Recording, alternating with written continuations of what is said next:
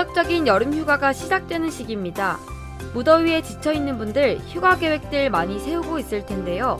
그런데 여름철 휴가 시기에 특히 조심해야 하는 질환이 있습니다. 바로 혈관 질환인 하지정맥류인데요. 높은 기온 때문에 혈관이 늘어나기 쉬운 데다가 장거리 운전이나 야외 활동 증가로 다리에 무리를 주는 경우가 많기 때문입니다. 그래서 오늘 건강플러스에서는 여름 휴가철에 조심해야 할 하지정맥류에 대해서 자세히 알아봅니다.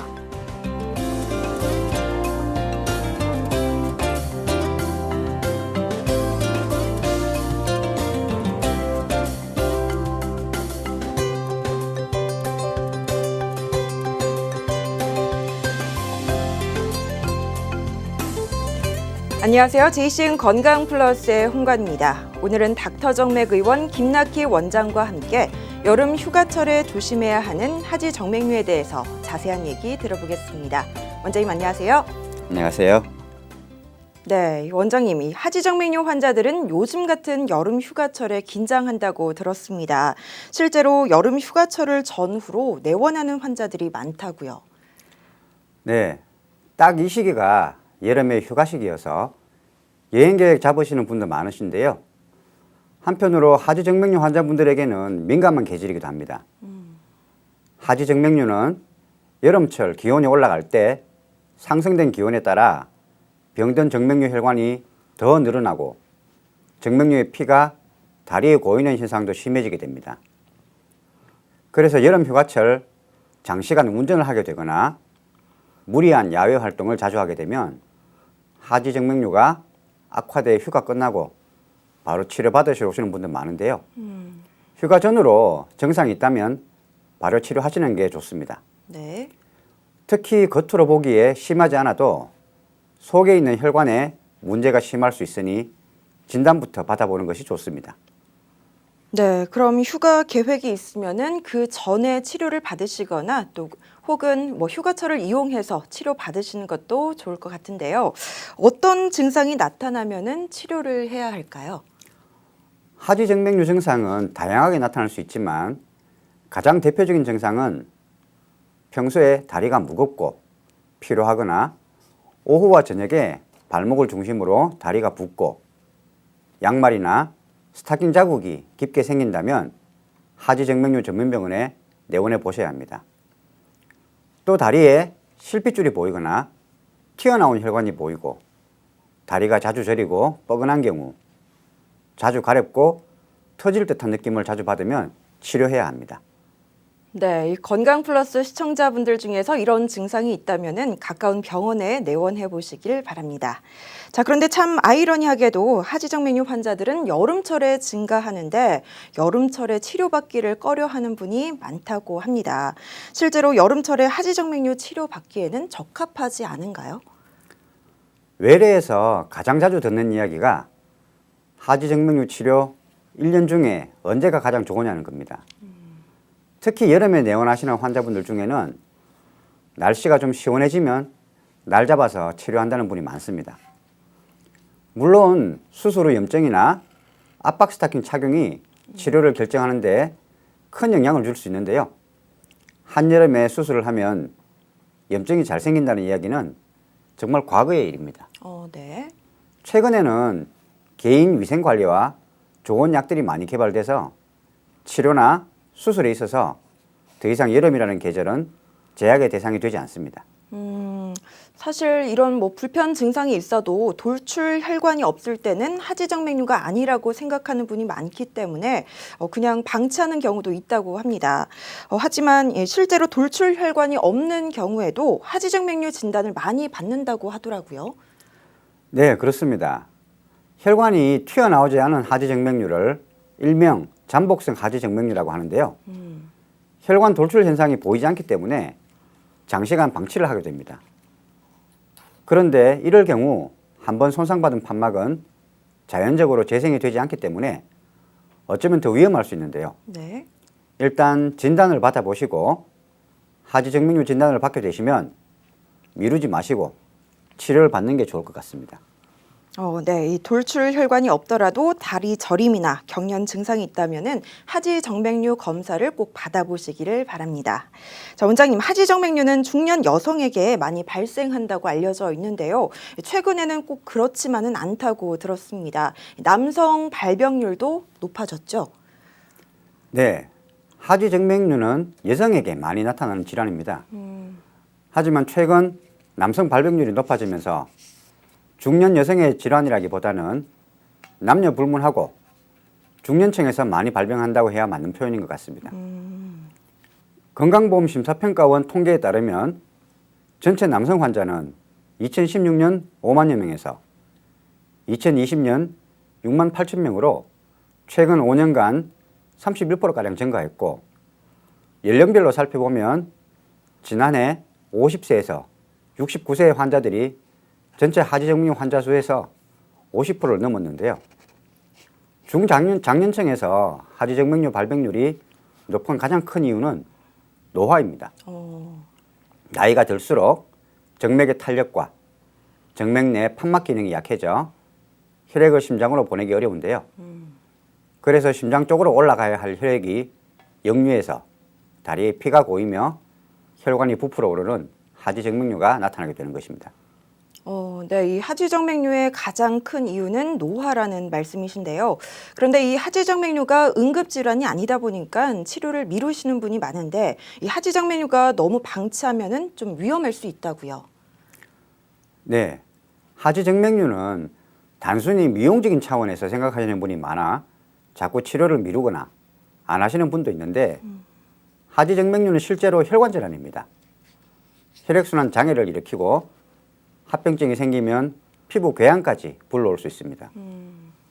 또 다리 정맥에 생긴 혈전이 폐질환, 심장질환에도 영향을 줄 수 있고, 드물지만 폐동맥을 막을 경우에는 급사를 일으킬 수 있습니다. 물론 대부분은 이 정도의 증상까지 가지는 않지만 진행성 질환이니만큼 점점 나빠지는 질환이기 때문에 꼭 치료가 필요한 질환입니다.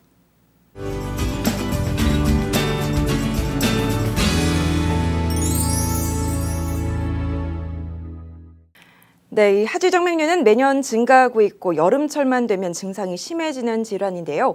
하지정맥류가 의심된다면 일단 검사부터 받아봐야 할 텐데요. 자, 원장님, 이 하지정맥류 검사 어떻게 이루어지는지 자세히 설명을 좀 해주시죠. 정맥질환 검사에서 가장 많이 시행하는 검사는 듀플렉스 초음파입니다. 보통 흔히들 내과나 산부인과에서 경험해본 초음파인데요. 특히 혈관 주변이 잘 보이게 만들어진 초음파입니다. 주입하는 방법이 아닌 외부에서 하는 비침습적 방법이고, 반복 검사할 수 있고 해부학적, 혈류역학적 정보를 쉽게 얻을 수 있는 장점이 많습니다. 상대적으로 침습적이고 가격이 비싼 CT나 MRI는 필요 없겠죠. 다만 혈관 기형이나 복부 혈관 존재 확인을 위해서는 사용할 수 있습니다. 그리고 초음파 검사를 통해 결과를 그 자리에서 바로 볼 수 있는데요. 일반적으로 하지정맥의 역류 시간이 0.5초 이상이면서 역류로 인한 증상이 확실하다고 판단될 때, 또 푸른 정맥이 3줄기 이상 돌출되고 직경이 4-5mm에다가 우동발처럼 뭉친 4기 이상인 경우 수술이 권장됩니다.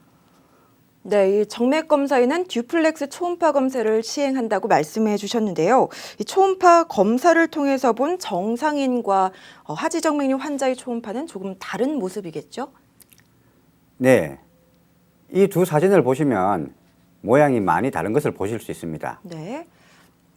좌측이 정상인 초음파, 우측이 역류가 보이는 하지정맥류 환자의 초음파입니다. 네. 검사를 할 때 종아리 부위를 쥐어짜서 혈액을 올려보는데요. 만약 정맥류가 있다면 혈액 역류가 확인이 되고요. 만약 정맥류가 없다면 좌측 초음파 사진처럼 쥐어짠 흔적만 표시가 되게 됩니다. 우측 사진처럼 역류가 있는 경우 뒤에 꼬리처럼 파장이 따라붙게 됩니다.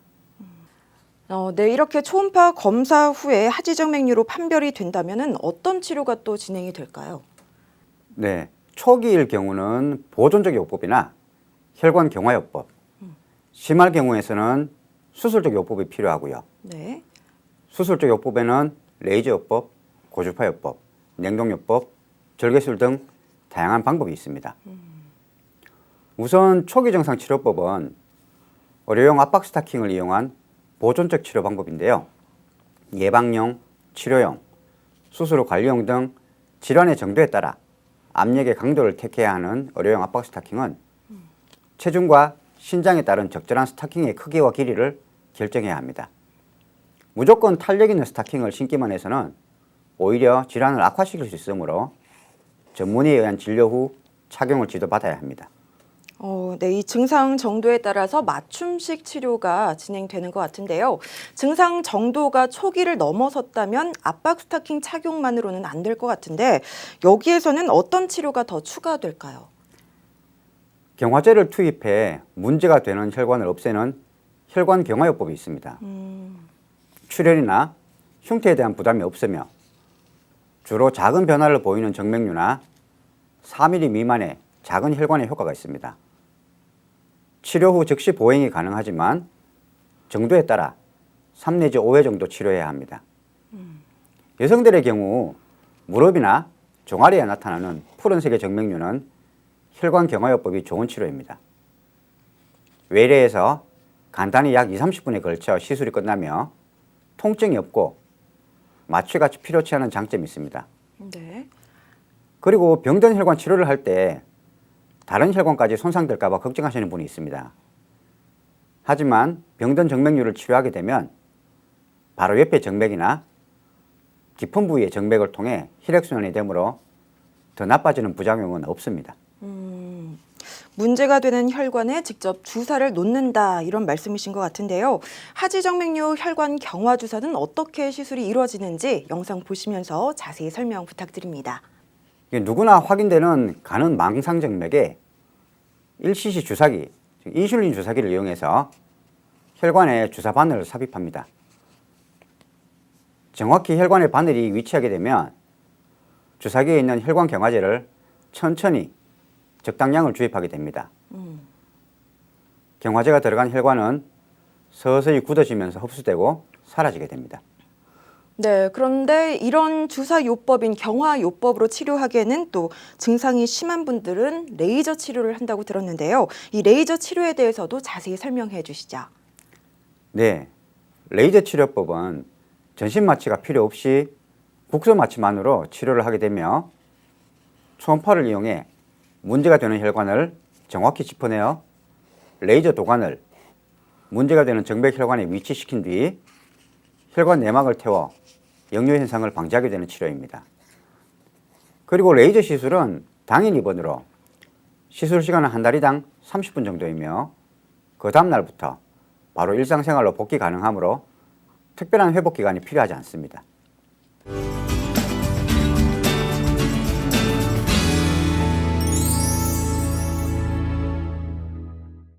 네, JCN 건강 플러스 오늘은 닥터정맥 의원의 김낙희 원장과 여름철에 더 위험할 수 있는 하지정맥류에 대해서 이야기 나눠보고 있습니다. 자, 원장님, 지금까지 하지정맥류의 다양한 치료 방법에 대해서 알아봤는데요. 그럼 치료 사례 보면서 좀 더 이야기 나눠보겠습니다. 네, 먼저 첫 번째 사례죠. 네, 이 환자분은 금이양 정맥과 망상 정맥으로 내원하셨던 분으로 혈관 경화요법을 시행하셨습니다. 시행 후 3개월 사진입니다. 깨끗하게 치료된 것을 보실 수 있습니다. 네. 자, 두 번째 사례입니다. 이 환자분은 손등정맥이 확장되어 내원하셨는데요. 네. 손등정맥 확장은 병적인 의미는 없고 미용치료라고 생각하시면 됩니다. 혈관 경화요법 시행 후 많이 좋아진 것을 보실 수 있습니다. 다음 사진은 대복제 정맥에 발생한 심한 하지정맥류로 내원하신 분입니다. 레이저 수술 후 깨끗하게 치료된 것을 보실 수 있습니다. 이분의 경우 소복제 정맥에 발생한 심한 하지정맥류로 내원하신 분이신데요. 마찬가지 레이저 수술 후 깨끗하게 치료된 것을 보실 수 있습니다. 네, 이 하지정맥류의 치료 사례를 한번 살펴봤는데요. 자, 원장님, 앞서 하지정맥류를 방치하게 될 경우 그 위험성에 대해서 말씀을 해주셨는데 방치하게 될 경우 생길 수 있는 합병증에 대해서도 한번 설명을 해주시죠. 네, 여러 가지 합병증이 발생할 수 있는데 정맥혈관에 염증이 발생하여 발적이나 혈관 통증을 일으킬 수 있고 피부색이 갈색이나 검정색으로 변하여 회복되지 않는 피부 변색이 발생할 수 있습니다. 또 피부 가려움증과 피부염, 심해지면 피부 궤양까지 진행될 수 있습니다. 뿐만 아니라 다리에 고인 혈액이 뭉쳐 혈전이 생겨 2차적으로 심부정맥 혈전증으로 진행하는 경우도 있습니다. 합병증까지 진행된 경우 회복될 때까지 시간이 많이 걸리고 회복이 어려울 수도 있으므로 조기에 치료받는 것이 좋겠습니다. 네, 치료 기간이 늘어나는 것은 물론 치료 방법도 더 까다로워진다고 하니까요. 합병증이 생기기 전에 빨리 치료받으시길 바랍니다. 자, 그런데 원장님, 앞서 사례 사진을 보면요. 하지정맥류인데 발목 주위에 색소 침착이 된 경우도 있었습니다. 발목에 증상이 나타난다는 건 그만큼 하지정맥류가 조금 더 악화됐다는 얘기로 봐도 될까요? 네, 그렇습니다. 발목까지 진행됐다는 것은 합병증이 동반할 수 있다는 의미입니다. 혈액이 고이고 부풀어 오는 혈관들은 중력에 의해서 점차 아래로 진행되는 특성이 있는데 장시간 방치하면 발목 부근까지 진행됩니다. 네. 실제로 하지정맥류를 방치할 경우 색소 침착, 습진과 같은 합병증 단계로 들어서게 됩니다. 이런 색소 침착과 습진은 발목 주변 위주로 나타나는데요. 발목은 다른 부위에 비해 하중을 더 많이 받고 모든 조직이 밀접하게 자리하기 때문입니다. 그렇기 때문에 발목에 증상이 나타나면 즉시 치료를 받으셔야 합니다. 자, 합병증에 대해서 말씀을 해주시고 계신데요. 그런데 원장님, 그 여러 합병증 중에 가장 위험한 것이 겉으로 드러나는 피부 궤양이나 또 색소 침착이 아니라 혈전이라고 들었습니다. 왜 그런 걸까요? 네, 이 혈전, 피떡이라고 표현하는데요. 정맥혈관 안에 있는 판막 기능이 손상되면서 혈액이 거꾸로 역류하게 됩니다. 그렇게 되면 늘어난 정맥혈관 속에 혈액이 정체되면서 피가 굳어져 혈전 덩어리가 생기게 되는데요. 이때 치료하지 않고 그대로 방치할 경우엔 합병증으로 피부 궤양과 혈전 암으로 생길 수 있는데요. 네. 특히 이 혈전 피덩어리가 생겨 혈관을 따라 이동하다가 정맥을 막을 수 있습니다. 결국 이 혈전이 다리에 심부정맥이 생기면 심부정맥 혈전증, 폐에 혈액을 공급하는 혈관에 생기면 폐색전증이 생깁니다. 또한 드물기는 하지만 다리 정맥에 생긴 혈전이 내려가는 경동맥을 막아 동맥경화증이 있는 경우 나중에 뇌졸중이 올 수 있고 또 심장으로 가는 혈관인 관상동맥에 문제가 생기면 심근경색증이 올 수도 있습니다. 자, 이렇게 합병증이 나타나기 전에 꼭 다리 건강에 유의하셔야 할 것 같습니다. 자, 원장님, 지금부터는 합병증 사례 사진 보면서 치료 방법과 예후까지 설명 부탁드립니다. 네, 이 환자분은 대복제 정맥에 발생한 심한 하지정맥류를 오래 방치하면서 발목 안쪽에 피부 변색이 발생했던 분입니다. 이런 경우 치료를 하지 않고 그냥 두게 되면 피부 궤양으로 진행하게 되므로 빨리 치료를 하셔야 합니다. 그리고 변색은 치료 후에도 완전 치료가 되는 경우는 거의 없습니다. 이번의 경우 정맥류가 방치되면서 염증과 궤양이 발생한 사례입니다. 항생제 치료와 수술을 병행해서 상당히 오랜 기간 치료가 필요했습니다.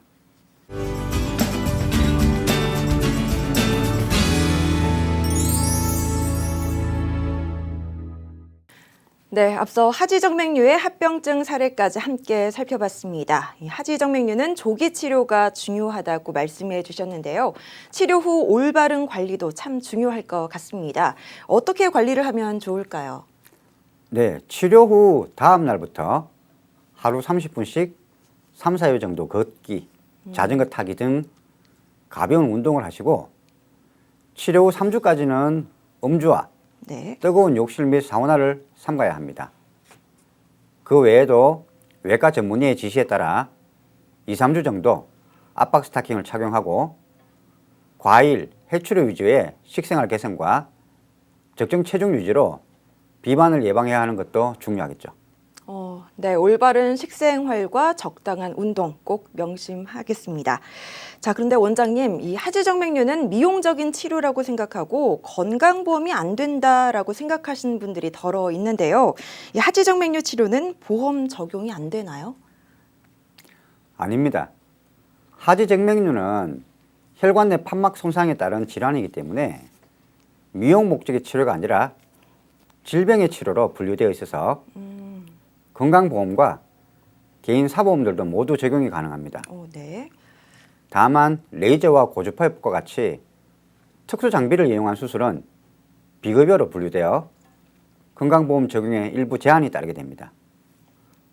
네, 하지정맥류 치료는 건강보험 적용이 된다고 하니까요. 걱정을 좀 내려놓으시고 내원하시면 될 것 같습니다. 자, 원장님, 하지정맥류 환자뿐 아니라 많은 분들이 궁금해하는 것 중 하나가 하지정맥류에 도움이 되는 음식입니다. 어떤 것들이 있을까요? 네, 우선 토마토입니다. 토마토는 심혈관계 질환을 예방해주는 성분들이 다량 함유되어 있고 혈관 속에 나쁜 콜레스테롤이 쌓이는 것을 막아주고 배출하는 데 도움을 준다고 합니다. 또한 혈액을 맑게 만들어주어 혈액순환을 촉진시켜 혈관에 혈전과 각종 노폐물이 쌓이는 것을 막아줘 혈관 압력이 높아지는 것을 예방해줍니다. 두 번째는 완두콩을 들 수 있는데요. 완두콩은 사포닌과 이소플라본, 레시틴 등이 혈액순환을 촉진시켜서 혈관 막힘을 예방해주고 노폐물과 혈전 등이 쌓이는 것을 막아줍니다. 완두콩은 비단 하지정맥류뿐만 아니라 각종 심혈관계 질환이나 성인병 예방에도 매우 좋은 효능을 보이는 음식입니다. 이 밖에도 구기자, 메밀차, 마늘종 등도 혈관 건강에 도움이 되는 음식들입니다. 다만 질병이 이미 발생했을 때는 음식보다 전문의의 진료와 치료가 우선돼야 합니다. 네, 오늘 하지정맥류에 대해서 자세한 얘기 나눠봤는데요. 시청자분들에게 마지막으로 당부하고 싶은 부분이 있다면 한 말씀 부탁드립니다. 네, 정맥류는 천천히 진행하는 질환이기 때문에 대부분 많은 사람들이 간과하거나 지나치기 쉽습니다. 하지만 이 병은 절대 저절로 치유되는 경우는 없고 치료하지 않고 방치하면 더 진행을 하기 때문에 조기에 치료하는 것이 좋습니다. 우리 시청자 여러분도 지금 자신의 종아리에 울퉁불퉁한 혈관이 눈으로 확인될 정도라면 이미 하지정맥류가 상당히 진행된 상태라고 보셔야 합니다. 앞서 제가 말씀드렸듯이 하지정맥류는 초기에 발견할 경우에는 약물요법이나 보존요법 같은 가벼운 치료로 악화를 방지할 수 있지만 이미 심각해진 경우에는 정맥 내 레이저요법 등의 치료를 받아야 합니다. 그러니까 조기에 발견해서 조기에 치료하는 것이 중요하다는 것 잊지 마시고 늘 자신의 다리를 주의해서 살피시길 바랍니다. 네, 오늘 하지정맥류에 대해서 닥터정맥 의원 김낙희 원장과 이야기 나눠봤습니다. 원장님 고맙습니다. 감사합니다. 네, 우리는 아프지 않으면 건강하다고 착각하기 마련입니다. 하지만 하지정맥류처럼 특별한 증상 없이 진행하고 있는 질환도 있는데요. 특히 휴가철, 장시간 운전이나 오랜 여행 후에 다리가 묵직하고 피곤한 느낌이 든다면 하지정맥류 전문병원에 내원하셔서 검진 받아보시길 바랍니다. JCN 건강 플러스, 저는 여기서 이만 인사드리겠습니다. 고맙습니다.